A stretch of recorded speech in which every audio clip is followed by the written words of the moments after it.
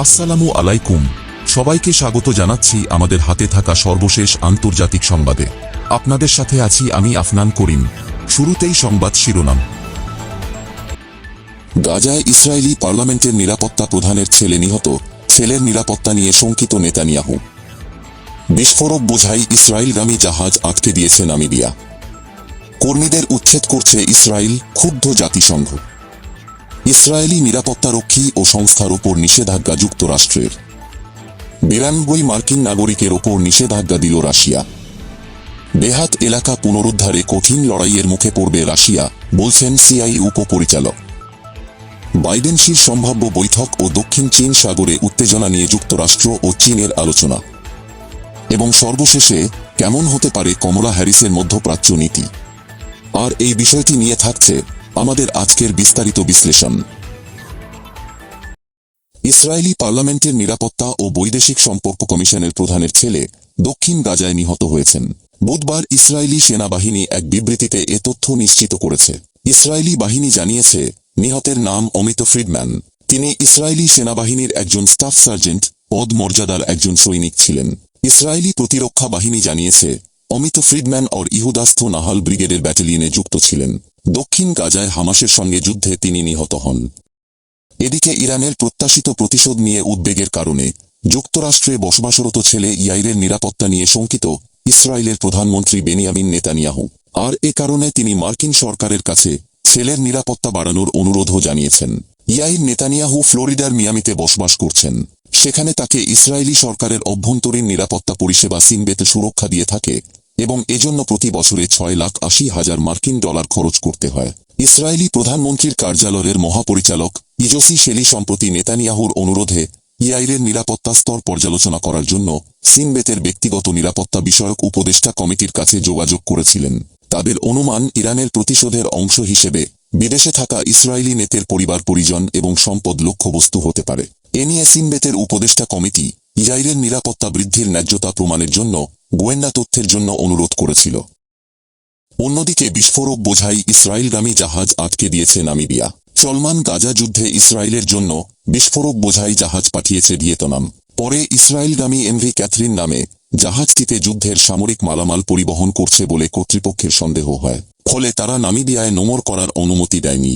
নামিবিয়ার আইনমন্ত্রী দাবি করেছেন, ওই জাহাজে ইসরায়েলের জন্য নির্দিষ্ট বিস্ফোরক দ্রব্য ছিল, ফলে জাহাজটিকে নোঙর করতে দেয়া হয়নি। ভিয়েতনাম থেকে রওনা হওয়া জাহাজটি উত্তরে ভূমধ্যসাগরের দিকে যাওয়ার আগে ওয়ালভিস উপসাগরে ডক করার অনুরোধ করেছিল। ওয়ালভিস বে নামিবিয়ার বৃহত্তম বাণিজ্যিক বন্দর। এটি আফ্রিকা মহাদেশের পশ্চিম দিকে অবস্থিত। এদিকে মধ্য গাজা উপত্যকার দের এলবালা থেকে সাধারণ মানুষ, জাতিসংঘের কর্মী ও স্বেচ্ছাসেবী সংগঠনের কর্মীদের উচ্ছেদ করল ইসরায়েল। এই ঘোষণার পরেই ইসরায়েলের প্রতি প্রবল ক্ষোভ জানিয়েছে জাতিসংঘ। ইসরায়েলের এই আচরণের ফলে গাজায় ত্রাণ পাঠানোর ব্যাহত হচ্ছে বলে নিউ ইয়র্কে জাতিসংঘের প্রধান কার্যালয়ের এক কর্মকর্তা জানিয়েছেন। জাতিসংঘের ওই কর্মকর্তা জানান, চলতি বছর মে মাসেও দক্ষিণ গাজার রাফা থেকে সাধারণ নাগরিক ও ত্রাণকর্মীদের উৎখাত করা হয়। সেই সময় সকলে মধ্য গাজার দের এলবালা এলাকায় আশ্রয় নেন। এবার সেখান থেকেও তাদের উৎখাত করল ইসরায়েল। জাতিসংঘের ওই অফিসার বলেন, আমরা গাজা ছাড়ছি না। সেখানে সাধারণ মানুষের প্রয়োজন আমাদের সহযোগিতার। পাশাপাশি আমরা জাতিসংঘের কর্মীদের নিরাপত্তার দিকটিও খতিয়ে দেখছি। এদিকে অধিকৃত পশ্চিম তীরে ফিলিস্তিনিদের বিরুদ্ধে সহিংসতায় জড়িত থাকায় একটি ইসরায়েলি বস্তি স্থাপনকারী সংস্থা এবং একজন বেসামরিক নিরাপত্তারক্ষীর ওপর নিষেধাজ্ঞা আরোপ করেছে যুক্তরাষ্ট্র। স্থানীয় সময় বুধবার এই নিষেধাজ্ঞা আরোপ করা হয়। অবরোধের আওতায় পড়েছে দখলদার সংগঠন হাশমের ইয়োস। ইসরায়েলি কৃষকদের স্বার্থ রক্ষায় কাজ করে তারা। নিষিদ্ধ এক বেসামরিক নিরাপত্তা কর্মী লেভি ফিল্যান্ড। তিনি নাবলুসের দক্ষিণে ইতঝার বস্তির নিরাপত্তা বিষয়ক সমন্বয়ক। তাদের বিরুদ্ধে রয়েছে ফিলিস্তিনিদের উচ্ছেদ করার অভিযোগ, যুক্তরাষ্ট্রে থাকা সম্পদ বাজেয়াপ্ত এবং তাদের সাথে মার্কিনীদের আর্থিক লেনদেন বন্ধের নির্দেশ দেয়া হয়েছে। মার্কিন পররাষ্ট্র মন্ত্রণালয়ের বিবৃতিতে বলা হয়, দখলদারদের সহিংস আচরণ ব্যাপক দুর্ভোগ তৈরি করছে পশ্চিম তীরে। এই নিষেধাজ্ঞার কারণে যুক্তরাষ্ট্রে ফিল্যান্ড এবং হাশমার ইয়োসের সম্পদ জব্দ করা হবে। আমেরিকান নাগরিকরা তাদের সঙ্গে কোনো আর্থিক লেনদেন করতে পারবেন না। যদিও বহু বছর ধরে যুক্তরাষ্ট্র থেকে চাঁদা তুলে আসছে হাশমার ইয়োস। মার্কিন যুক্তরাষ্ট্রের আসন্ন নির্বাচনে ডেমোক্র্যাট প্রার্থী কমলা হ্যারিসের মধ্যপ্রাচ্যনীতি কেমন হবে তা নিয়ে আগ্রহের সৃষ্টি হয়েছে। তার প্রতিটি কথা ও পদক্ষেপ বেশ যত্ন সহকারে বিশ্লেষণ করা হচ্ছে। আর তাতেই তার সম্ভাব্য নীতি ফুটে উঠেছে। ডেমোক্র্যাটিক পার্টির প্রেসিডেন্ট প্রার্থী হিসেবে আনুষ্ঠানিক মনোনয়ন পাওয়ার পর থেকেই ভাইস প্রেসিডেন্ট কমালা হ্যারিস ইসরায়েলের প্রতি যুক্তরাষ্ট্রের সমর্থন পুনর্ব্যক্ত করেছেন এবং ফিলিস্তিনের মানবিক চাহিদা পূরণের পক্ষে বক্তব্য দিয়ে ভারসাম্য রক্ষার চেষ্টা চালিয়ে আসছেন। আর এর মাধ্যমে তিনি ইসরায়েল হামাস যুদ্ধ ও সার্বিকভাবে মধ্যপ্রাচ্য বিষয়ে প্রেসিডেন্ট জো বাইডেনের নীতির ধারাবাহিকতা বজায় রাখার বিষয়ে ইঙ্গিত দিয়েছেন। শিকাগোতে দলের সম্মেলনে প্রার্থিতা গ্রহণের স্বাগত ভাষণে ডেমোক্র্যাটিক প্রেসিডেন্ট প্রার্থী কমালা তার অবস্থান স্পষ্ট করেন। তিনি বলেন, ইসরায়েল যাতে নিরাপদ থাকে, পণবন্দীরা মুক্তি পায়, গাজার দুর্দশার অবসান হয় এবং ফিলিস্তিনি জনগণ তাদের আত্মসম্মান, নিরাপত্তা, স্বাধীনতা ও সার্বভৌমত্বের অধিকার উপভোগ করতে পারে, সে লক্ষ্যে এই যুদ্ধের অবসান ঘটাতে প্রেসিডেন্ট বাইডেন এবং আমি কাজ করছি। এখন নিজের নীতিমালা নিয়ে বিস্তারিত না জানালেও কমলাকে ঘিরে ডেমোক্র্যাটদের মধ্যে উৎসাহ রয়েছে। বাইডেন দীর্ঘদিন সিনেটের পররাষ্ট্রনীতি কমিটির সদস্য হলেও কমলা মূলত ভাইস প্রেসিডেন্ট থাকাকালীনই পররাষ্ট্রনীতি নিয়ে কাজ করার সুযোগ পেয়েছেন। Center for Strategic and International স্টাডিজের মধ্যপ্রাচ্য প্রোগ্রামের সিনিয়র ফেলো নাতাশা হল বলেন, পররাষ্ট্রনীতি নিয়ে পূর্বাভিজ্ঞতা না থাকার বিষয়টি ডেমোক্র্যাটিক ভোটারদের চোখে কমলাকে আরও গ্রহণযোগ্য করে তুলতে পারে। ইসরায়েলের বারিল্যান্ড বিশ্ববিদ্যালয়ের পলিটিক্যাল স্টাডিজ বিভাগের প্রধান জোনাথান রাইনহোল্ড বলেন, কমলা প্রশাসন ইরান প্রসঙ্গে অত্যন্ত সতর্ক থাকবে। মধ্যপ্রাচ্যে ইরানকে প্রতিহত করার জন্য যুক্তরাষ্ট্র আরও সামরিক সম্পদ নিয়োজিত করেছে। প্রশাসনের এই উদ্যোগের সাথে কমলা সরাসরি সম্পৃক্ততা ইসরায়েলিদের দৃষ্টিতে ভালো খবর। কমলার বর্তমান সহযোগীরা জানিয়েছেন, তিনি বাইডেনের দেখিয়ে দেয়া পথেই হাঁটতে আগ্রহী। যুদ্ধবিরতির লক্ষ্য পূরণের পর ইসরায়েলের নিরাপত্তায় কোনো ধরনের ছাড় না দিয়ে দুই রাষ্ট্র সমাধানের দিকে যাওয়া। সিনেটে থাকার সময় কমলার জাতীয় নিরাপত্তা উপদেষ্টা ছিলেন হ্যালি সোইফার। তিনি এ বিষয়টিতে একমত হয়েছেন। কমলার সাবেক উপদেষ্টা বলেন, ভাইস প্রেসিডেন্ট ও প্রেসিডেন্ট ইসরায়েলের প্রতি যুক্তরাষ্ট্রের সামরিক সহায়তার বিষয়টিকে সমর্থন জানিয়েছেন এবং শুধু ইসরায়েলের সঙ্গে বর্তমান চুক্তির অংশ হিসেবে এই সিদ্ধান্ত আসেনি। বর্তমানে যুক্তরাষ্ট্রের ইহুদি ডেমোক্র্যাটিক কাউন্সিলের প্রধান নির্বাহী কর্মকর্তা হিসেবে কর্মরত সোইফার বলেন, একই সঙ্গে এবছর তাদের নিরাপত্তা চাহিদার কারণে সহায়তার পরিমাণ বাড়াতেও তারা সম্মত হন। বাইডেন নিজেকে জায়োনিস্ট হিসেবে অভিহিত করেন, যা বিশ্বের বিভিন্ন অংশে একটি ঘৃণিত তকমা। সে তুলনায় কমলা দক্ষিণের দেশগুলোর মতামতের প্রতি আরও বেশি সংবেদনশীলতা দেখাতে পারেন।